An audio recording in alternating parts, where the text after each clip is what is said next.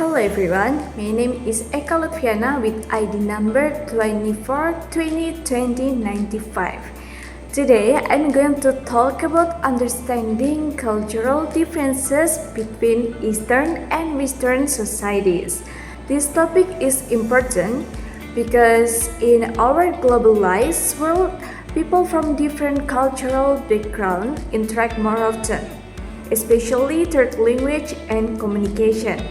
The first that I want to explain is definition of culture. What is a culture? Culture is the shared belief, values, custom, and behaviors of a group of people. Culture shapes how people think, communicate, and behave. It influences everything from the way we treat others to how we make decisions or view success. So, cross-cultural understanding simply refers to the basic ability of people to recognize, interpret, and correctly relate to people.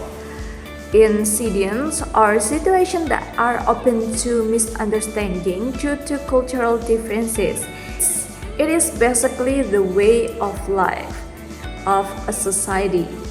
Okay, the next is characteristic and element of cross-cultural understanding. Okay, I want to explain about characteristic of cross-cultural understanding. The first is culture is relative.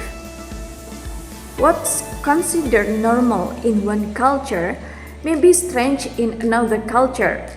Example, making eye contact show confidence in Western culture, but in East Western or Asian cultures, it can be seen as rude or disrespectful. The second is culture is deep, visible and invisible levels. Culture has both visible parts, clothes, food, festival, and invisible parts, value, beliefs, thinking patterns.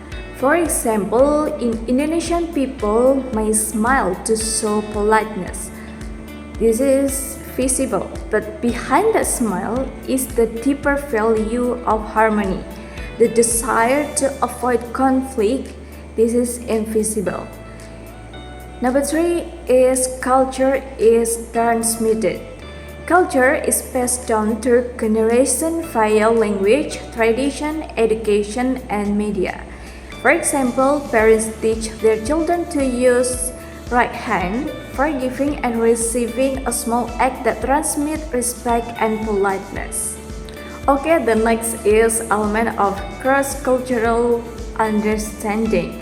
The first is communication style.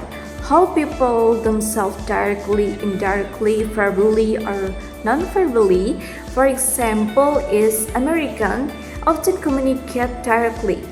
Like when we said something agreement or disagree, we just say it, I'm disagree. But in Asian culture, that communicate is indirectly. For example, is maybe we can think differently, so it is not to the point, right? And okay, number 2 is value and beliefs, core principles that guide behavior and judgment. For example, Western societies value individual freedom, while Eastern societies emphasize family and harmony. And third is social relationship and rules. How people relate to one another, including power distance, gender roles, and status. For example, in Indonesia, students rarely call teacher by first name, showing respect for hierarchy. For example, when we call the teacher, we can add sir or miss, and then you can put the first name or nickname. This is for showing respect for hierarchy. In the US, students might address teacher casually, so they're not can put prof, miss, sir, or anything else, just first name or nickname. Okay, the last is time orientation. how cultures view and use time, monochronic, strict schedule versus polychronic or flexible. So, for example, in German value, punctuality being late is disrespectful. In Indonesia, are more flexible with time and emphasize relationship over schedule. Why is important for English department students? Because English is an international language, students of English need to communicate effectively with people from other cultures, avoid misunderstanding caused by cultural differences, develop intercultural competence, the ability to adapt communication style based on cultural context. And the last is enhance future career opportunities, especially in translation, teaching, business, and media, where cross-cultural communication is essential and very important. And the next is how different about individualism and collectivism. The definition of individualism, which is in Western culture, people value personal goals, independence, and self-expression. And collectivism, which is in Eastern culture, people prioritize group harmony, family, community over individual desire. For example, imagine a classroom discussion in the US or Europe. This is individualism, right? Students often express personal opinions directly. Even if they disagree with the teacher, they're very spoken to their opinions. In Indonesia, there is collectivism. Students may stay quiet out of respect for the teacher or group harmony. Okay, for supporting theory Hofstede cultural dimension theory, Great Hofstede theory identifies dimensions that explain how culture differ.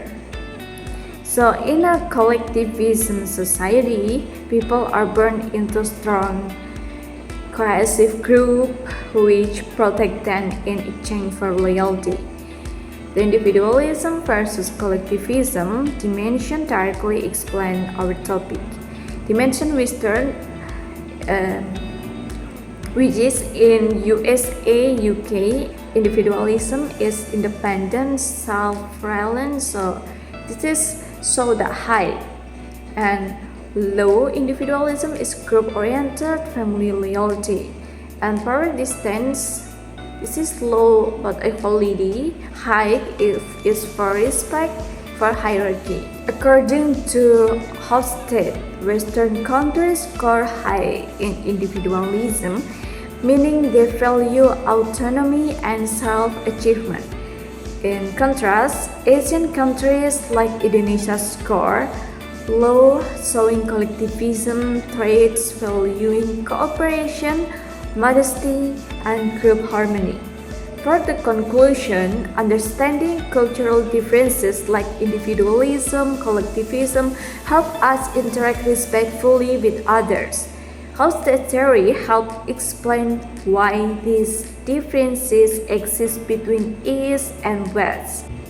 Okay, that's all for me. Thank you.